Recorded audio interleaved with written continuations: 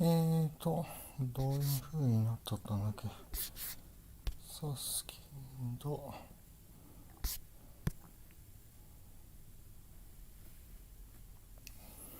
これで、ここです。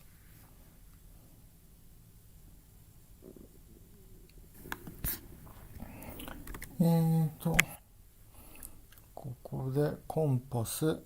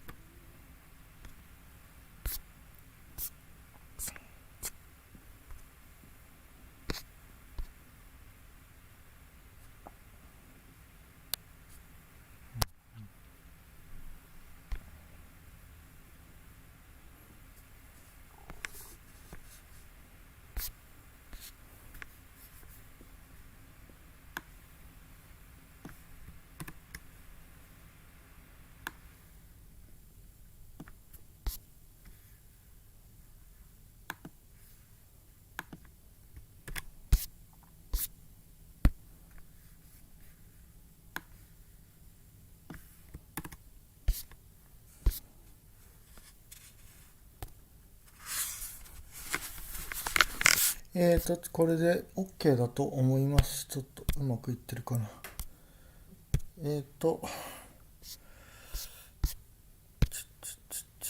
これが新しいところで、コンパス。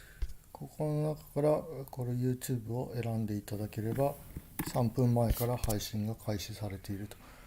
それで、ブルーキャット。ブルーキャットに関しても、ここ上か下にありますが、AE これ選んでいただければ、新しいところでコンパス、はい、配信されてます。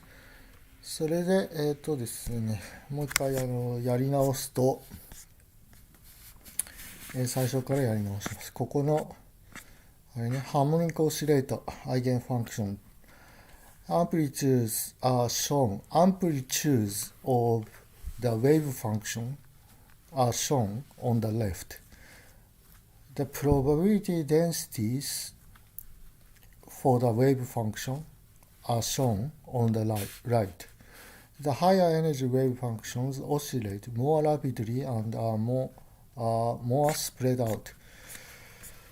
So we have the zero ground state wave function and wave function square, first excited state wave function and wave function square, and second excited wave function and wave function square, and third excited wave function and wave function square, and the fourth excited wave function and fourth square of fourth excited wave function, and 20th excited wave function and wave function square. Then what I'm saying is this: the corresponding classical motion to these wave functions are not explained in the text, so I don't spend time doing this. This textbook just showed these eigenfunctions, the shape of eigenfunctions, and this book does not explain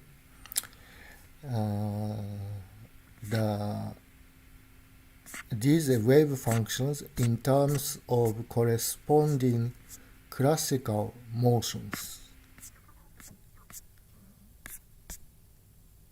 So, I think the thinking of classical motions from these wave functions is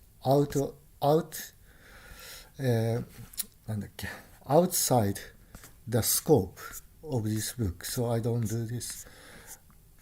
I just go on next section without doing that. So importance of quantization. We've climbed a high mountain in these lectures, but it is not the last mountain. Looking out from the present vantage. So this is what I was looking for. Vantage.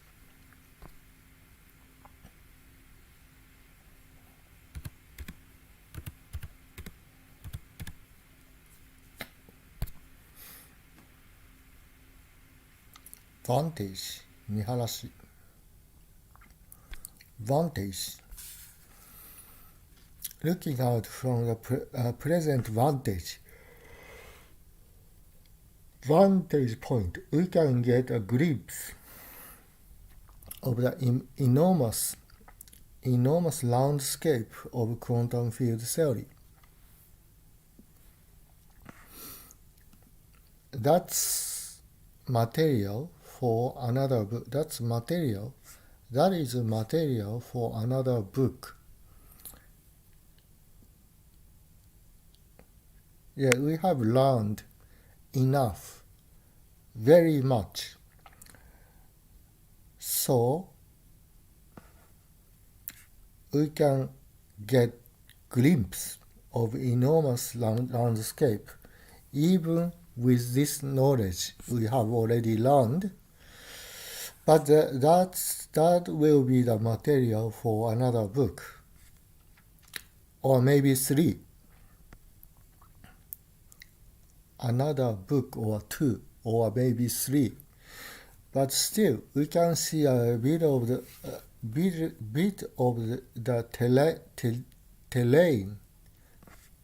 terrain from where we are. Consider the example of electromagnetic radiation in a cavity.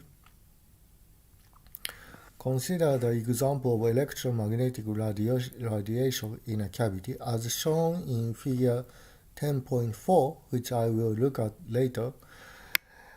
In this context, a cavity is a region of space bracketed by a pair of perfectly reflecting mirrors that keep the radiation bouncing endlessly back and forth. Think of the cavity as a long metallic tube that the radiation can travel along in both directions. There are many wavelengths that can fit into the cavity. Let's consider waves of length lambda. Like all waves, these waves oscillate very much like a mass on the end of a spring. But it is important not to get confused here. The oscillators are not masses attached to spring. What's really oscillating are the electric and magnetic fields for each wavelength. There is a mathematical harmonic oscillator describing the amplitude or strength of the field. That's a lot of harmonic oscillator. That is a lot of harmonic oscillators all running simultaneously. Fortunately, however, they all oscillate independently, so we can focus our attention on waves of one particular wavelength and ignore all the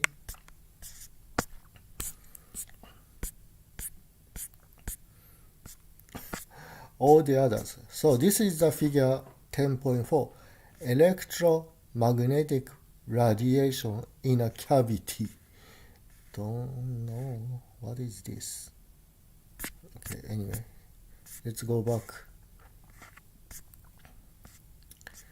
There are many. Okay, so we can see a bit of the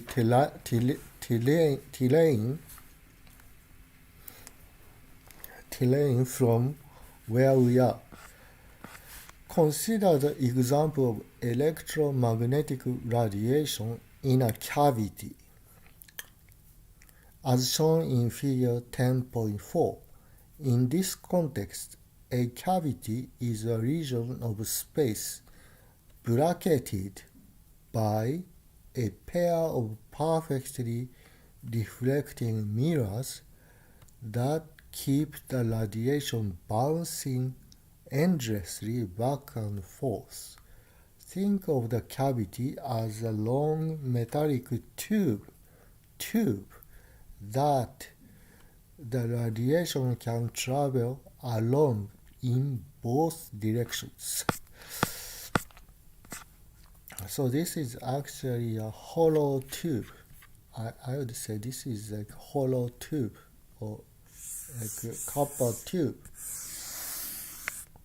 Something like this. Then both end you have perfect mirror. So you have some. How do you make perfect mirror? I don't know, but this is a perfect mirror. So the electromagnetic wave can go back and forth. Something like this, I think.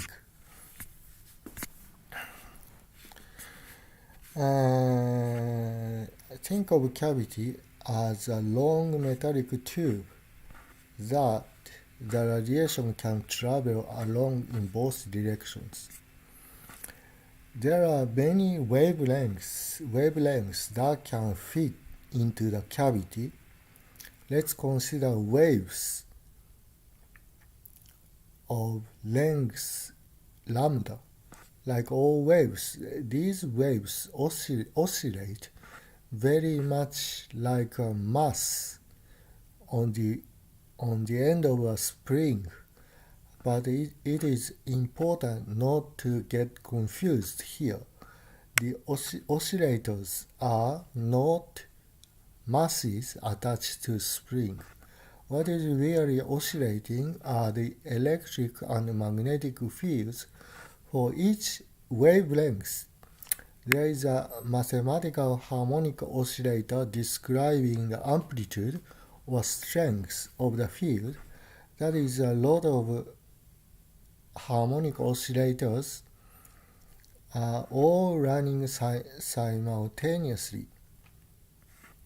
Fortunately, however, they all oscillate. I don't know why this is singular, but then oscillator is plural. That is a lot of harmonic oscillators. Those are a lot of harmonic oscillators, all running simultaneously. That is a lot of harmonic oscillators, all running simultaneously. Fortunately, however, they all oscillate independently, so we can focus our attention on waves of one particular wavelength and ignore all the others. There is only one important number associated with a harmonic oscillator, namely its frequency. You probably already know how to calculate the frequency of a wave of length.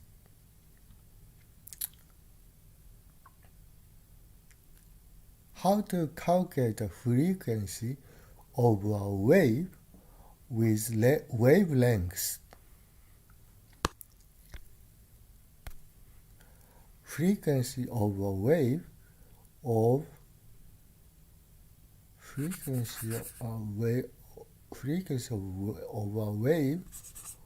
with a wavelength lambda. Frequency of a wave with the wavelength lambda. Omega, frequency is actually 2 pi omega, right? 2 pi f, sorry. Omega, frequency is actually omega divided by 2 pi. And this is actually an angular frequency. Angular frequency. This is angular frequency. In classical physics, of course, the frequency is just a frequency. Angular frequency is just angular frequency. But in quantum mechanics, the frequency determines the quantum of energy of the oscillator. In other words, the energy contained in waves of wavelengths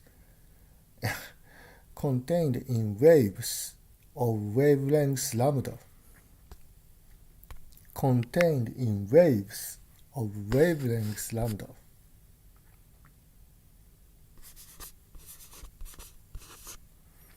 wavelength lambda has to be n plus 1/2 times h bar omega. The term 1/2 h bar omega is not important for our purposes. It's called a 0-point energy, and we can ignore it. If we do, the energy of waves of wavelength lambda, I think we need a wavelength lambda. Waves of wavelength lambda become 2 bar h bar c divided by lambda times n, where n can be any integer from 0 on up.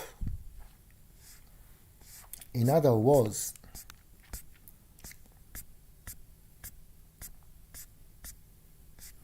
the energy of an electromagnetic wave is quantized in indivisible units of 2 pi h bar c divided by lambda. 2 pi h bar c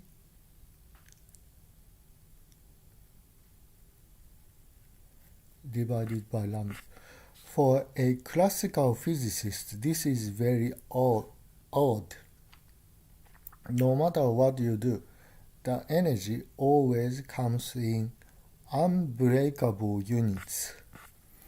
You may already know that these units are called photons. In fact, photon is just another name for the quantized unit of energy in a quantum harmonic oscillator. Another name for the quantized unit of energy in a quantum harmonic oscillator. Photon is just another name for the quantized unit of energy in a quantum harmonic oscillator. But we can also describe the same facts another way. Being indivisible,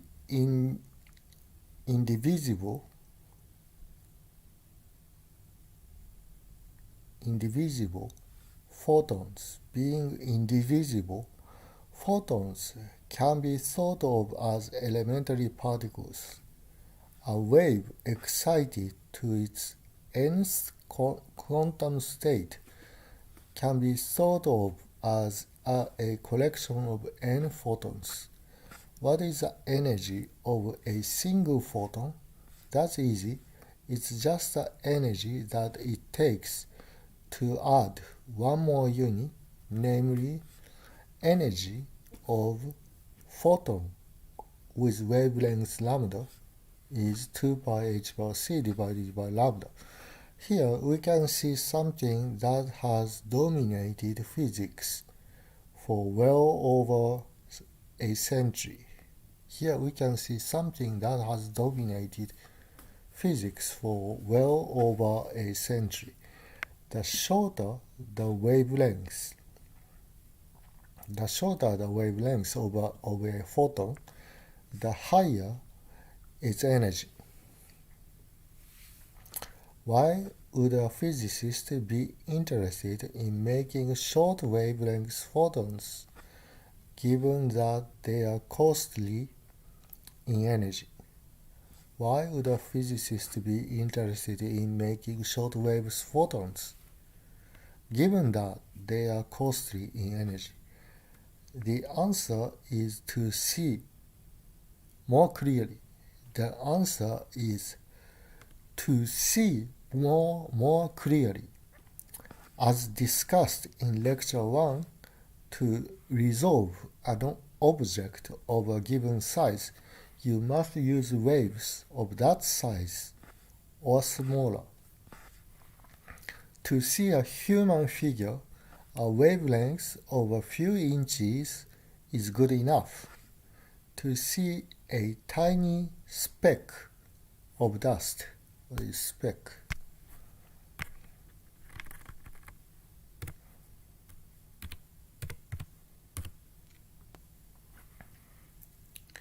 Speck, tiny speck, tiny amount, tiny speck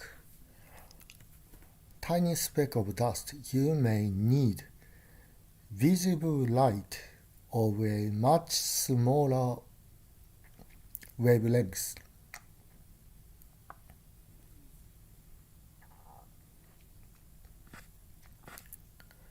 To resolve the parts of a proton,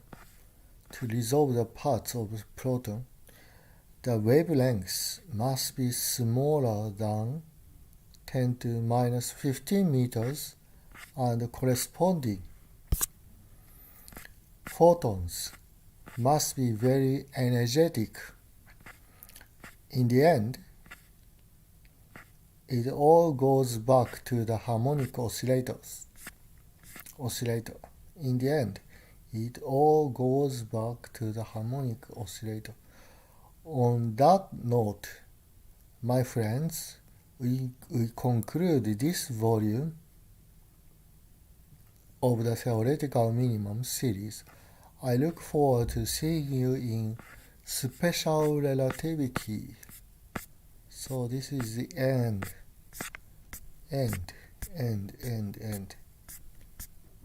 But we can do appendix as well. Pauli matrices is like this. Sigma z is 1, 0, 0, minus 1. Sigma x is 0, 1, 1, 0. Sigma y is 0, minus I, 0. Yeah? And what is the appendix? Action of spin operators. So, upstate is given by 1, 0. Then we can see sigma z is 1, 0, 0, minus 1. So if you apply upstate, you get upstate. Sigma x is 0, 1, 1, 0. So you obtain downstate. And sigma y is 0 minus I, 0. So if you apply this to upstate, you obtain ID, and you can try same thing. D for downstate, if you apply sigma z to downstate, you obtain minus D. Sigma x, you obtain U upstate. Sigma y, then you obtain minus IU. R is the eigenvector for sigma x. So sigma x R equal R. sigma ZR is L. Why? Because it is 1, 0, 0, minus 1. So you obtain, if you apply R here, you will get L. L is this one. This is L. Anyway, this one, I think I can skip. This appendix can be skipped. Change of basis. R, L, I, O. These are not after chapter 8. This material was explained before chapter 8. So I can just skip spin operator multiplication table. Okay, I think I can skip this too. Okay, so this is the end of Susskind book. Then probably I can upload my video for chapters 1 through 7. I have 16 videos. Each video, length of each video is 90 minutes. So I will try to upload. And that's the end. Thank you very much. See you.